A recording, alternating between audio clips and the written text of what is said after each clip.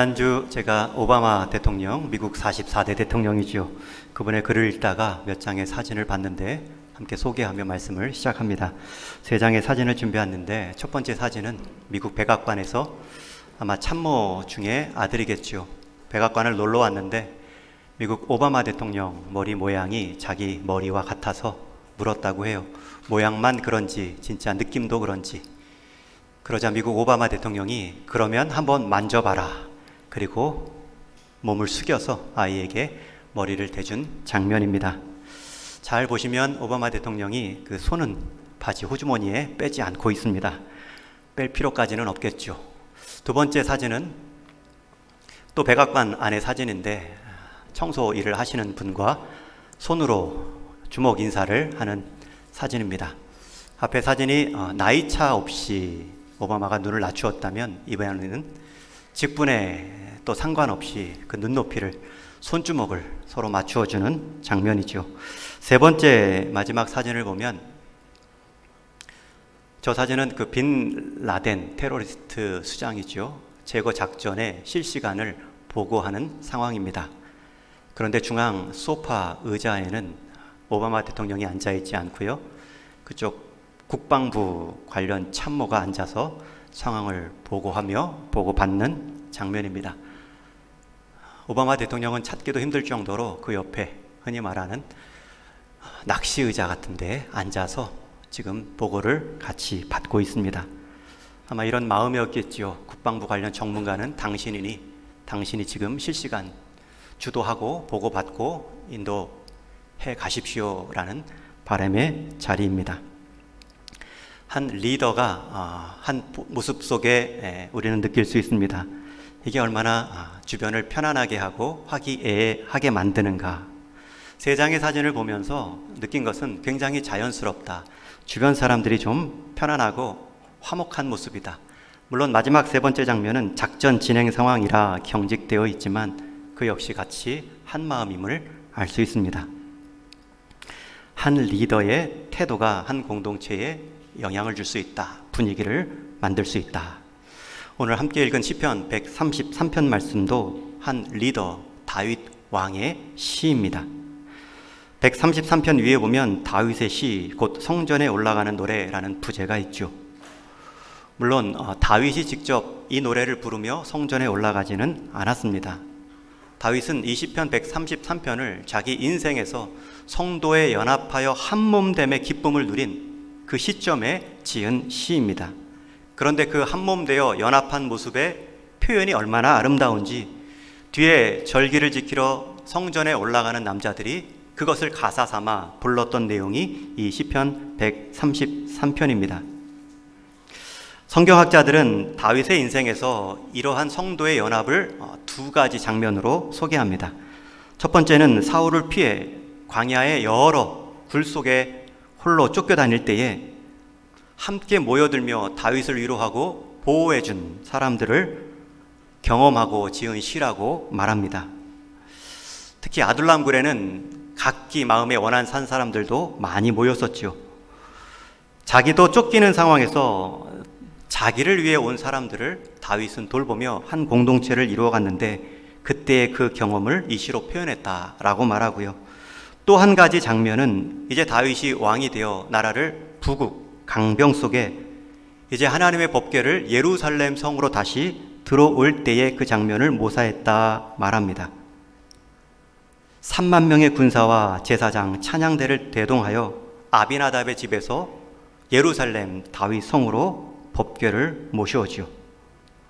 그때의 그 큰 기쁨, 온 백성들과 함께 즐거워하는 장면을 다윗이 이 시로 적었을 것이다 말합니다. 여러분, 두 장면의 특징이 있습니다. 하나는 인생 가장 험난했던 광야 시절이고요. 또 한 시기는 인생 가장 정점이라 할 수 있는 왕의 자리입니다. 어떤 시기인지는 정확히 모르지만 어떤 시기에서도 누릴 수 있는 것이 바로 성도의 연합된 교제입니다. 하나됨의 기쁨입니다. 여러분이 광야 시절 지날 때 넘어설 수 있는 힘도 성도의 하나됨의 위로에 있고요. 또 여러분들이 높은 다윗 왕의 시절 절정을 지날 때에도 여러분들이 잊지 말아야 될 것은 하나됨의 복을 흘려 보내는 일입니다.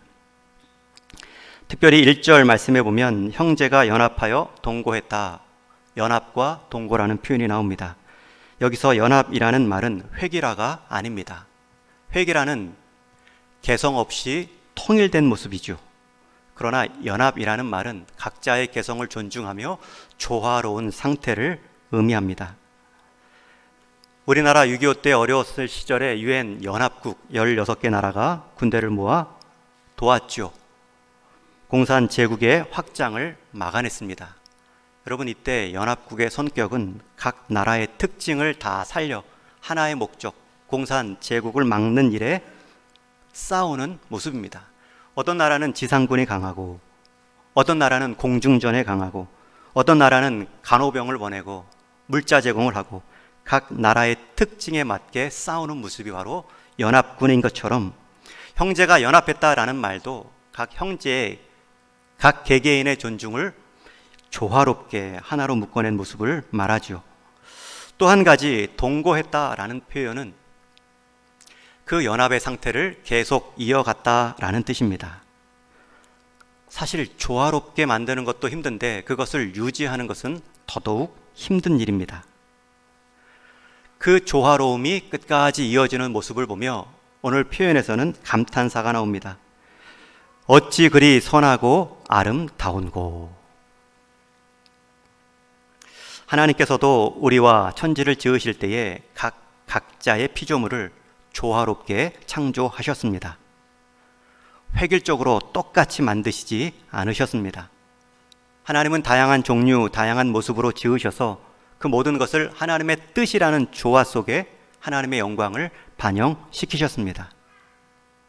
그리고 하나님도 그 모습을 보시며 감탄하시죠. 보기에 심히 좋았더라. 여러분도 획일화가 아닌 조화의 아름다움을 보며 다 다르지만 하나됨의 모습을 보며 기뻐하신 적이 있으실 겁니다. 가까이는 우리 가정에서 부모가 자녀들을 볼 때에 기쁨이 있습니다.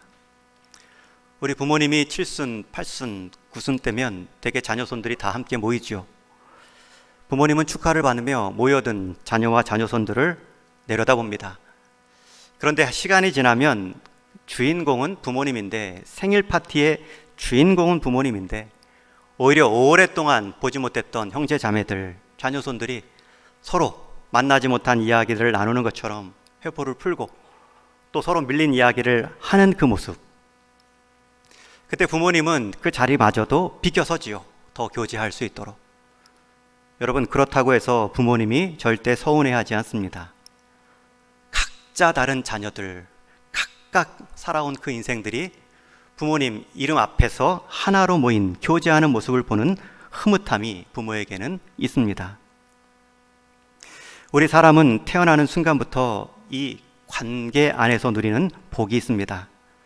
태어날 때부터도 가족 안에서의 관계의 복을 누리고, 마지막 죽을 때에도 그 가족의 보내줌, 인생 맺어줌으로 우리는 누림의 복을 끝까지 누리게 됩니다. 태어나는 순간 가족 공동체에 속하게 되고 이것저것 자라면서 관계의 기쁨을 누리도록 부름을 받았습니다. 하나님께서 아담에게 이유 없이 하와를 붙여주신 것이 아닙니다. 예수님께서 아무 목적 없이 제자들을 불러 같이 공생의 삶을 산 것이 아니죠. 제자들을 부르신 후에는 내가 너희와 함께 있기 위함이라 말씀하셨습니다. 첫사람 아담도 관계의 복이 있고요, 두 번째 아담으로 오신 예수님도 내가 너희와 함께 있기 위해 왔다, 제자들을 부르신 목적을 말씀해 주십니다. 그래서 우리 사람은 관계에 속할 것인가 아닌가, 그 문제로 고민할 것이 아닙니다. 관계를 피할 수 없기 때문입니다. 그 피할 수 없는 관계를 내가 어떤 구성원으로 참여할 것인가, 이것이 우리의 고민이고 질문입니다. 오늘 또 다른 본문에서도 사도 바울은 교회의 연합된 모습을 몸으로 비유하며 두 가지 특징을 말합니다. 우리 12절 말씀 같이 한번 읽겠습니다.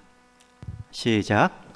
몸은 하나인데 많은 지체가 있고 몸에 지체가 많은데 한 몸임과 같이 그리스도도 그러하니라. 이 한 구절을 잘 살펴보시면 분명한 교회의 두 가지 특징을 알 수 있습니다. 첫 번째는 교회는 한 몸이지만 다른 지체로 구성되어 있다. 13절을 말씀해 보면 그 다름이 국적까지 다르죠. 유대인이나 헬라인이나. 또 교회 구성원의 다름은 신분의 다름도 포함합니다. 종이나 자유인이나. 여러분 얼마나 다릅니까? 그 다양함 속에 조화를 이룰 수 있는 것은 이어지는 13절에 보면 다 한 성령으로 세례를 받아 그리스도를 주로 삼는 그 한 몸됨의 부르심에 참여했기 때문입니다. 여러분 교회 구성원은 다양합니다.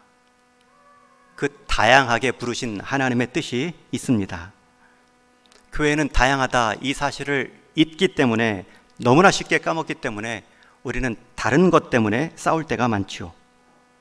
왜 그 문제를 그렇게 해석하는가? 왜 그 사건을 그렇게 바라보는가? 왜 그 일을 그렇게 처리하는가? 사람은 다 다르기 때문에 자기 보는 대로 판단하고 행동합니다. 다 다르다는 것, 이것 하나만 알고 인정해도 우리는 많은 불필요한 싸움을 막을 수 있습니다. 오늘 두 번째 분명한 교회의 뜻이 또 나오는데요. 그렇게 다른 지체들마다 다 역할이 있고 기능이 있다는 것입니다. 부르신 하나님께서 부르신 하나님의 뜻대로 쓰시고자 다른 사람을 조화롭게 하셨다는 것입니다. 에베소서 4장 7절과 12절에 보면 사도 바울은 또 한 번 이렇게 교회의 지체에 관한 말씀을 주십니다. 우리 한번 두 구절 같이 읽습니다. 시작. 우리 각 사람에게 그리스도의 선물의 분량대로 은혜를 주셨나니 이는 성도를 온전하게 하여 봉사의 일을 하게 하며 그리스도의 몸을 세우려 하심이라. 여기서 각 사람이라는 말은 각각의 개별적인이라는 뜻뿐만 아니라 한 사람도 빠짐없이 라는 의미를 갖고 있습니다. 교회 성도는 다 다른데 다 다른 사람의 각각의 분량의 역할이 있습니다. 그리고 사도 바울은 그것을 몸으로 비유해 말하지요. 우리 몸만 보아도 우리 몸은 지체의 총합입니다.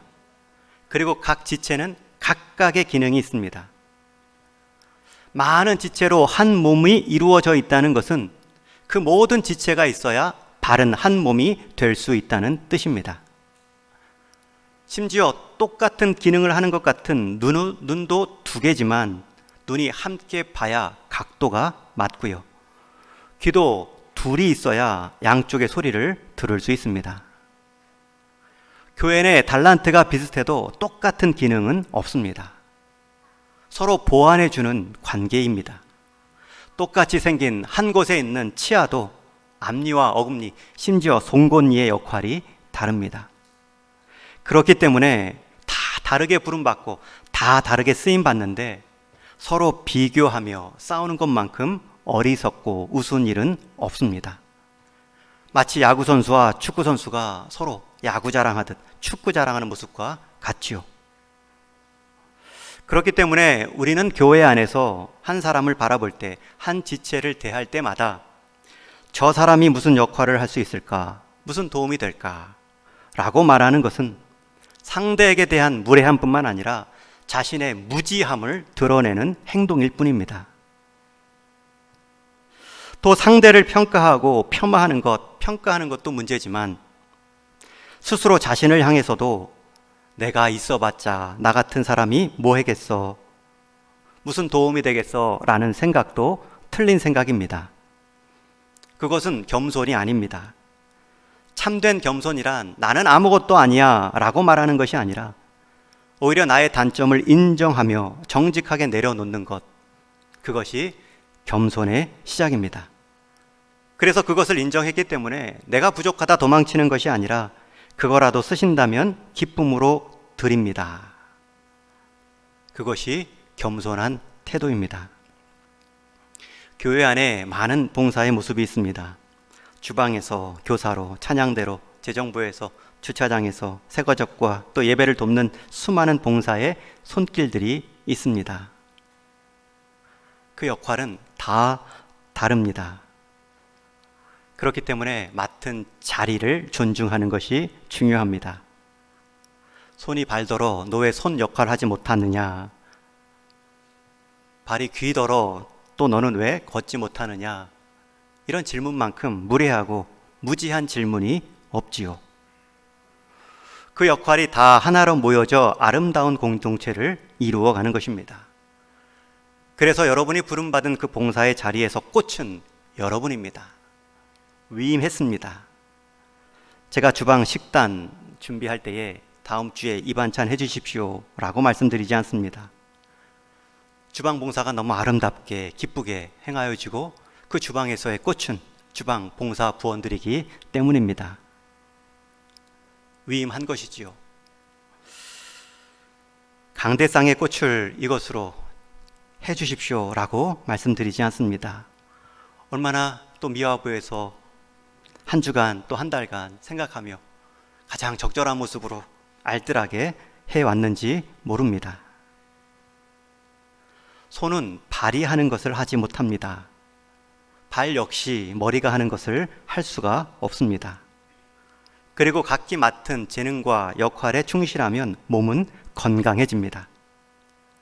그러나 그 기능에 따라 자기 역할을 감당하기는커녕 평가와 탓만 부지런히 하는 것을 볼 때도 있지요. 여러분, 평가는 우리 지체 몫이 아닙니다. 정말 우리가 다른 지체로서 감당해야 될 한 몫이 있다면 내 기능을 충성스럽게 감당하는 것입니다. 다른 사람의 기능을 격려하고 인정해 주는 것입니다. 그러한 태도와 마음가짐이 결국 내 지체됨에도 유익이고 몸 전체에도 유익을 가져다 줍니다.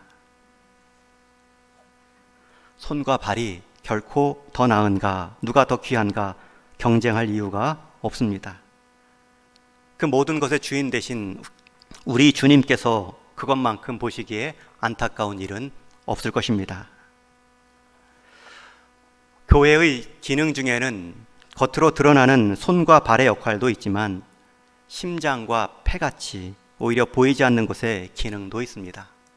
내가 무엇 제대로 하나 예배만 참석하신다 할지라도 여러분의 그 자리는 마치 척추뼈가 몸을 지탱하는 것처럼 여러분의 예배의 자리를 귀하게 지켜나가는 헌신의 모습입니다. 손과 발이 아무리 공헌도가 높다 할지라도 그 손과 발 되게 한 것은 밤새도 쉬지 않고 뛴 심장과 폐의 호흡이 있기 때문입니다. 보이는 사역이든 보이지 않는 사역이든 하나님이 기뻐하시는 사역은 서로 비교하지 않고 내게 주어진 일을, 내가 맡은 자리를 기쁨으로, 감사함으로 묵묵히 감당하는 것입니다. 오늘 고린도전서 12장 22절에 보면 더 약하게 보이는 몸의 지체를 하나님은 더 존귀하게 만드셨다 말씀합니다. 사람의 눈에는 더 하찮아 보이지만 하나님의 눈에는 더 존귀한 자리와 인생이 있습니다. 교회 안에서 드러나는 사역뿐만 아니라 아침 저녁으로 늘 기도하며 어느 곳에 있든지 교회의 성도들을 돌보고 격려하는 모습, 보이지 않는 사역도 똑같이 중요합니다. 그러한 각각의 지체가 하나로 모인 몸이 바로 교회입니다. 교회 안에는 모든 기능을 가진 한 사람도 없지만 또 교회 안에는 아무 기능도 갖지 않은 그 한 사람도 없습니다. 각각 하나님의 선물을 은혜로 받은 것입니다. 그렇기 때문에 우리는 서로 의존적입니다. 상호 기대어 살아가도록 부름받은 존재입니다. 내가 누군가를 도울 수도 있지만 내가 누군가의 도움도 필요한 인생입니다. 그것을 믿음의 분량대로 감당해 가는 것입니다. 하나님께서는 우리의 모든 모습과 다름, 장단점, 연약함을 다 아시고 부르셨습니다. 그렇기 때문에 하나님은 또 교회 안에서 한 사람만 모든 것을 다 하기를 기대하시지도 않으십니다. 하나님은 각각에게 은혜의 선물을 주셨고 그것을 사용함으로 각각에게 복 주시기를 기뻐하시기 때문입니다. 인간의 모습도 얼마나 다양하게 하나님이 빚으셨습니까? 우리가 서로 다르다는 것은 우리에게 주신 하나님의 축복입니다. 그리고 다양성은 우리 사람의 몫이 아니라 하나님의 일입니다. 그렇기 때문에 우리가 하나님 노릇하지 말고 왜 저 사람은 나와 다른가 주목하지 말고 나를 나답게, 나를 유일하게 지으신 하나님의 뜻을 기억하며 나의 역할의 성실함을 높여가는 것입니다. 코로나 이후에 또 교회 설립 54주년 이후에 우리가 다시 가야 할 길이 있습니다. 지난주에는 빼놓을 수 없는 예배의 길을 나누었고요. 그 예배의 길을 바로 가기 위해 또 우리가 한몸됨의 길을 힘써 지켜가야 됩니다. 교회에서 내가 성도로 은사를 받았다는 것, 내게 주어진 달란트가 있다는 것은 자기를 드러내기 위함이 아니라 그리스도의 몸을 세우기 위함이라 강조해서 사도 바울은 말합니다. 여러분, 그러할 때에 그 교회, 그 공동체에 임하는 복이 있습니다. 다윗은 다시 133편에서 형제가 연합하여 동거함에 대한 선하고 아름다움을 외쳤을 뿐만 아니라 그 아름답고 선한 공동체에 임하는 복을 두 가지 비유로 말해줍니다. 첫 번째 복이 2절 말씀에 나오는데요. 우리 한번 같이 읽겠습니다. 시작. 머리에 있는 보배로운 기름이 수염 곧 아론의 수염에 흘러서 그 옷깃까지 내림 같고. 여러분, 이 묘사는 출애굽기 29장에 나오는 제사장 아론이 첫 기름 부어 세움 받는 장면입니다. 한 인생이 하나님 앞에 거룩한 존재로 세움받는 모습이죠. 여러분, 우리가 연합하여 동거하여 한 몸을 이루면 그곳에는 거룩함이 있습니다. 여러분, 거룩함은 하나님을 향하여 설 때 시작될 뿐만 아니라 하나님 앞에 섰을 때 우리의 모습이 하나 되었는가, 그것을 살피며 하나됨을 힘쓸 때의 거룩함을 경험할 수 있습니다. 마태복음 5장에 보면 이런 말씀이 나오지요. 너희가 예물을 드리러 제단 앞에 섰을 때에 형제에게 원망 살 일이 생각나면 다시 돌아가 화목한 후에 와서 예물을 제단에 드리라 말씀합니다. 여러분, 우리는 거룩함을 하나님과의 관계로만 생각하지만 하나님, 주님의 말씀은 제물로 예단에 나오기 전에 수평적인 너희의 하나됨을 돌아보고 나오라고 말씀합니다. 우리의 거룩함은 우리 형제 자매들과의 관계 안에서도 확인하는 것입니다. 그래서 한 몸됨을 이루면 하나님은 우리 인생, 우리 공동체를 거룩하게 만드십니다. 두 번째, 하나된 공동체에 임하는 복이 있습니다. 시편 133편 3절 상반절 말씀을 한번 또 같이 읽습니다. 시작. 헐몬의 이슬이 시온의 산들에 내림 같도다. 여기서 헐몬은 이스라엘 북쪽의 헐몬산을 말하는데 높이 3,000m의 제일 높은 산입니다. 이 산의 정상에서 흘러내려온 샘물이 바로 요단강의 젖줄이 되죠. 또 북쪽의 높은 지역과 남쪽의 평야지대의 온도차로 아침만 되면 보슬비 같은 정도의 이슬이 내리며 이 샘물과 합쳐져 이스라엘의 모든 들판을 기름지게 만듭니다. 여러분, 형제가 연합하여 동거하는 그 모임, 그 자리에는 이 생명력의 풍성함이 있습니다. 헐몬산의 이슬이 마른 들판의 물기를 제공하며 생명력을 일으키듯 한몸된 공동체가 누리는 두 번째 복은 생명력의 풍성함입니다. 여러분, 이 두 비유가 보여주는 공동체의 향기로움이 얼마나 놀랍습니까? 형제가 연합하여 동거함, 각자의 개성을, 각자의 존중됨을 조화롭게 하며 그것을 계속 힘써 이루어가는 동거함 속에는 복이 있는데요. 첫 번째는 거룩함의 복입니다. 하나님이 구별하는 복이 있고요. 두 번째는 서로를 세워주는 그로 인한 풍성한 생명력입니다. 한 공동체가 하나님이 구별하여 누리는 거룩함도 있고 이 땅 가운데 생명의 풍성함도 누립니다. 여러분, 이것이 영생의 모습이 아닐까요? 그래서 결론 3절 하반절에 보면 이런 표현이 나오죠. 거기서 여호와께서 복을 명령하셨나니 곧 영생이로다. 하나님께서 복을 명령하신 장소가 거기입니다. 그 거기가 어디입니까? 바로 형제가 연합하여 동거하는 그곳입니다. 여러분이 속한 자리에서, 가정에서 여러분이 연합하여 한 몸을 이루시면 그곳에 복이 임합니다. 여러분이 속한 구역과 봉사 부서에서, 전도회에서 한 몸을 이루어가며 연합하시면 그곳에 복이 임합니다. 여러분들이 드리는 모든 예배 모임마다 성도의 하나됨을 이루어 가시면 그 예배에 복이 임합니다. 우리 동인교회가 모든 성도가 연합하여 아름다운 한 몸을 이루게 되면 그곳에 반드시 복이 임합니다. 그 복이 어떤 복입니까? 거기서 여호와께서 복을 명령하셨나니 곧 영생이로다.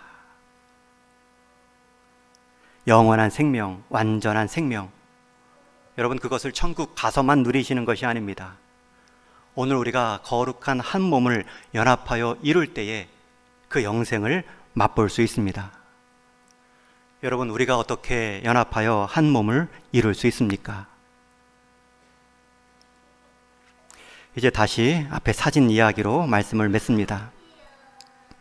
미국의 오바마 대통령은 아이를 향해 머리를 만져보라, 자기 머리를 내어주었습니다. 백악관 안을 청소하는 그분에게는 자기의 주먹 인사를 하며 하이파이브를 해주었습니다.